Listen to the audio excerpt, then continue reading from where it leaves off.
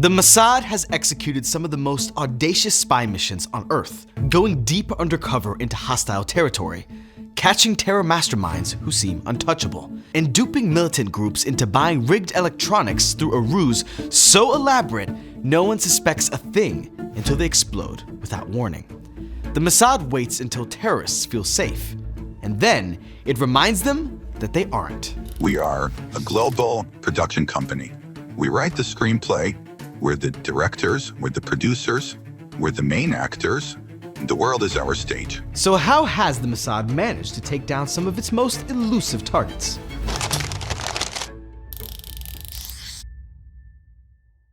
Successful spies are masters of tradecraft, strategies that help them gather intel without getting caught. It can take months or even years, but a good spy is patient. A good spy can wait over a decade for the payoff. And then, when the target least expects it, Mossad sends a little message. We're watching. We're waiting. There is no escape. No one is out of reach. Not even a ghost. Even when he was alive, Imad Mughniyeh was a ghost, and not the friendly kind. He'd always been extreme. As a teenager in Beirut, he controlled a savage gang that prowled the streets enforcing Islamic law, mostly by beating up drug suppliers and female escorts. But he had bigger ambitions. By the time he turned 21, he was second in command of a new shadowy terror organization, Hezbollah. Within months of assuming the position, he masterminded 2 blasts that claimed hundreds of lives. 191 Marines dead in the explosion at their headquarters at the Beirut airport. He oversaw some of the most barbaric abductions the West had ever seen, and his reach extended well beyond his home turf. Mughniyeh ruthlessly targeted Israelis and Jews around the world. Israel had to eliminate him, but Mughniyeh was crafty, really crafty. All Israel had to identify him was one washed-out photo. For over 20 years, no spy agency could catch him, not even the Mossad, which employed some creative strategies to lure him out of hiding, like assassinating his brother, another Hezbollah operative. Mossad waited for Mughniyeh at the funeral, but Mughniyeh was too crafty to show up. His brother was buried without him, and the Mossad seemed to be out of luck. He was a ghost, a puff of smoke that no one could pin down, until Hezbollah made a mistake. In 2004, Israel took out Ghalib Awali, a senior Hezbollah commander. In a touching show of sentimentality, Hezbollah's propaganda department memorialized him in a short film. Bad move, because the Mossad got their hands on the video, analyzing every frame for new information. They didn't expect to spot a ghost on camera, but there he was, standing next to Hezbollah's leader, Imad Mughniyeh, in the flesh. It was the first sighting of Mughniyeh in decades. Now, Israel knew what he looked like, and they knew that if he was near Nasrallah, he was probably somewhere in Lebanon. But where? And how would they get to him? As they pondered ways to reach Mughniyeh, Mossad pulled off a huge win.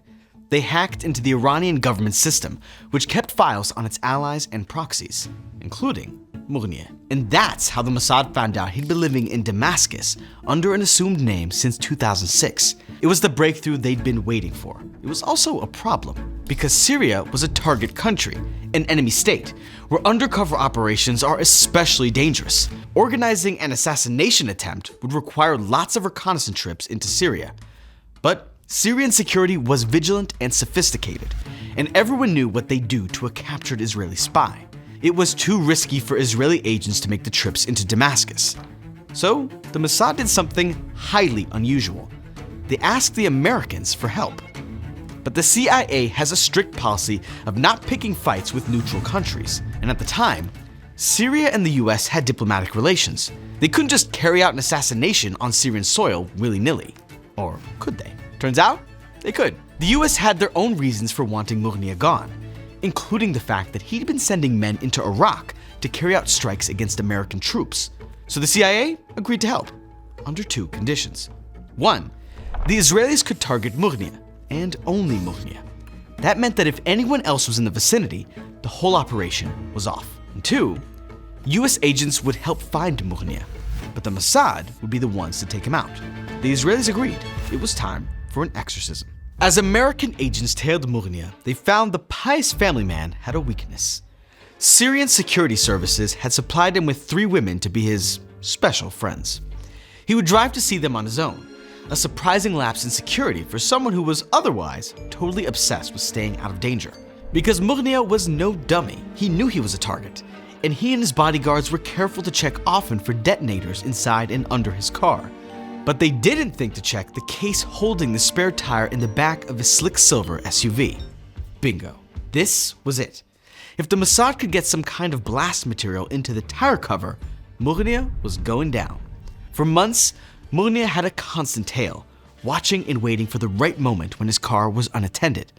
One night, while Mughniyeh was getting cozy with one of his lady friends, Mossad agents swooped in. They exchanged his tire cover for a new one, which had a special device that would eliminate Mughniyeh without causing any other casualties. The weapon was ready. Now, they just needed everything else to fall into place. For weeks, Mossad operatives waited on edge. They almost detonated the charge 32 times, stopping at the last minute when Mughniyeh got into his car too quickly or when he got too close to another person. They didn't forget their agreement with the CIA. The target was Mughniyeh, and only Mughniyeh. The 33rd time was the charm.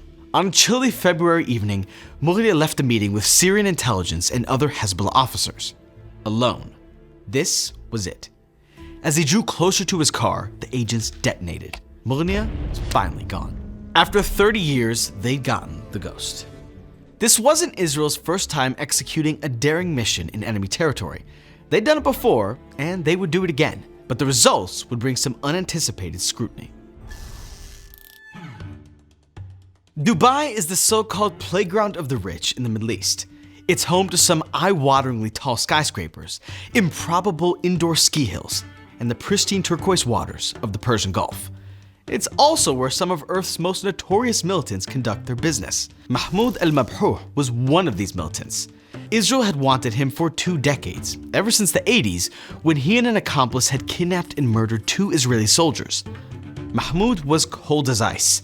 He admitted that his only regret was that he hadn't shot the gun himself. 20 years later, Mahmoud was coordinating weapons shipments for Hamas, running the network that moved Iranian weapons into the Gaza Strip, weapons that Hamas used to attack Israelis. It was time to get rid of him. The question was, where and how? Mahmoud spent a lot of his time in countries like Syria, China, Iran, and Sudan.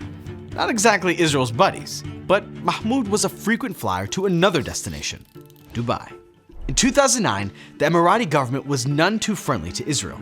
Dubai was risky, but it was the best of bad options. Tons of foreigners passed through the emirate, which meant Mossad operatives could easily pose as tourists. And Dubai's security wasn't as sophisticated as Iran's or Syria's. The Israelis figured that no investigation would get very far. Mistake number 1. In 2009, Mossad deployed a hit squad to spy on Mahmoud and learn his habits. They entered the UAE undercover, using false identities and foreign passports. Passports that in some cases belonged to real people who had no idea that the Mossad had borrowed their documents. A few months later, they broke out those same foreign passports and returned to Dubai, this time to eliminate Mahmoud by poison. The mission was a failure. All the poison ended up doing was making Mahmoud feel a little unwell. The good news was that he never realized it was the Israelis that were the source of his illness. The bad news was that he was still at large, and the Mossad was determined that the next time they tried to eliminate him, nothing could go wrong. So in January 2010, Israel's hit squad landed in Dubai for the 3rd time, using the same foreign names and passports as before. Mistake number 2. The hit squad wasn't sure where Mahmoud would stay, so they broke into small teams and checked into different hotels. Some paid in cash, but other agents paid with debit cards issued by one specific company, a company that was run by an Israeli. Mistake number 3. Because the team was scattered around the city, they had to communicate with each other in real time, so they used cell phones. But cell phones are very easy to track, so they didn't call each other directly. Instead, the agents called a central switchboard in Austria, which connected them automatically to each other. Mistake number 4. Any well-trained spy knows that part of successful tradecraft is switching up their look. New wigs, different hats, glasses, and even a costume or 2. The hit squad had this technique down pat. They came prepared with disguises. Some posed as tennis players. One guy even entered a bathroom bald as a cue ball and left it with the head of luxurious hair. But even if they could evade the attention of other people, there were silent eyes watching them all the time. Dubai's hotels were absolutely chock full of security cameras. Cameras that saw and recorded everything. Mistake number 5. Just 6 hours after Mahmoud landed in Dubai, the hit squad broke into his hotel room. It took 20 minutes to accomplish the mission. After locking the room from the inside, the hit squad hightailed it out of the hotel and onto the flights. Mahmoud lay in bed after what looked like a heart attack. At first, the hotel security officers who found him thought they had just stumbled on a random tourist who had the misfortune to croak on vacation. The authorities didn't know it was Hamas's weapons guy. They only knew Mahmoud under the false name he traveled under. His body went to the morgue and nobody thought about it again. Until Hamas started to get suspicious. You don't just ignore Hamas when they call. So when Mahmoud stopped picking up his phone, they knew something was off. One of their agents searched police stations and morgues until he found Mahmoud. And now, the Dubai authorities were in for a nasty surprise. That random tourist? Not actually a tourist. That heart attack wasn't a heart attack at all, but the work of the Mossad.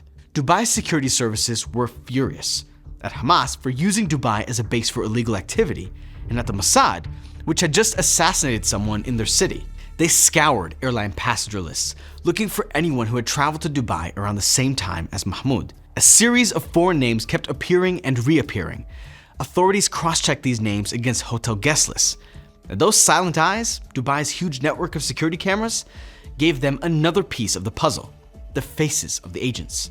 With the names of the agents in hand, investigators looked at data. A lot of data. Data like debit cards that were traced back to a company headed by an Israeli. Phone calls that were all mysteriously routed to the same switchboard in Austria. Information that made it glaringly obvious that a group of people, seemingly scattered around Dubai, had actually acted in unison. Dubai's lead investigator was able to cobble together all the security footage to retrace the footsteps of the hit squad, almost to the minute. This grainy silent movie wasn't going to win any Oscars, but the evidence was irrefutable. Dubai wasn't the only angry government. Had the Mossad used real passports or had it forged them? To the countries involved, it didn't really matter. They felt manipulated, and Israel couldn't afford to alienate their allies. The diplomatic fallout from this episode was intense. France condemns this assassination. Murder is no way to carry out international relations. The Dubai passports incident also constitutes a clear and direct breach of confidential undertakings between Australia and Israel dating back some years. On paper, the mission was a success. They'd eliminated Mahmoud, temporarily interrupting Hamas's flow of weapons. But the operation was a bust. The Mossad had burned a number of agents and exposed its tradecraft secrets, which weren't even that sophisticated to begin with.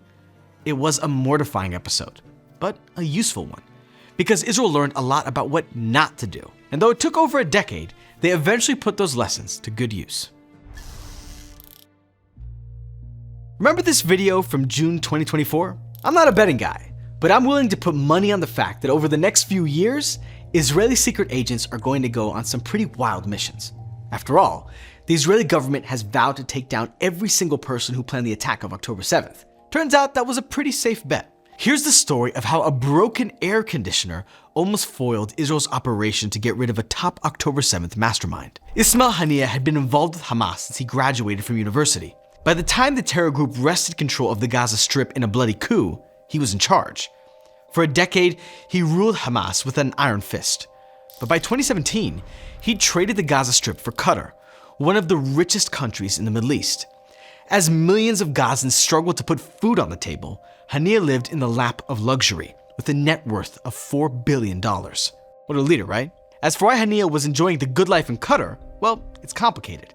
Qatar has hosted Hamas's leadership since 2012 at the request of the United States, which wanted an easier way to talk to the terror group. Israel agreed to respect this arrangement. That meant attacking any Hamas operatives on Qatari soil was absolutely out of the question. And Israel was not about to repeat the Dubai debacle and risk alienating its most important ally, the United States.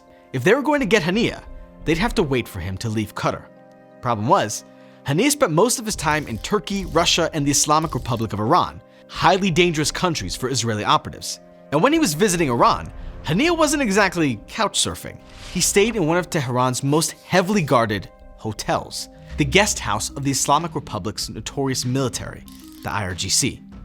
The IRGC is powerful, dangerous, and sophisticated, but even they weren't immune to Israel's tradecraft.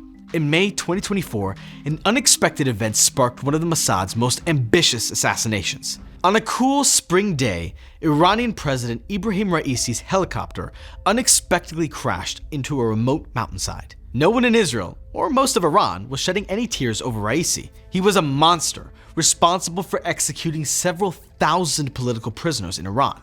But right away, Israel realized they had a golden opportunity. The helicopter crash meant Iran would hold a state funeral, and shortly thereafter, the inauguration of a new president. And as a key figure in Iran's terror proxy network, Mughniyeh would undoubtedly attend both events, which left Israel with just weeks to plan the assassination that would finally take Haniyeh out.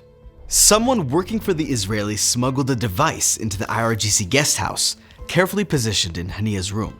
Some news reports say the device was placed soon after Raisi's crash, while others claim it was placed a couple months later, just moments before the detonation. We still don't know who or how or when, but we do know this. As the inauguration festivities wound down and Haniyeh made his way back to his room, a team of agents was waiting on tenterhooks for go time.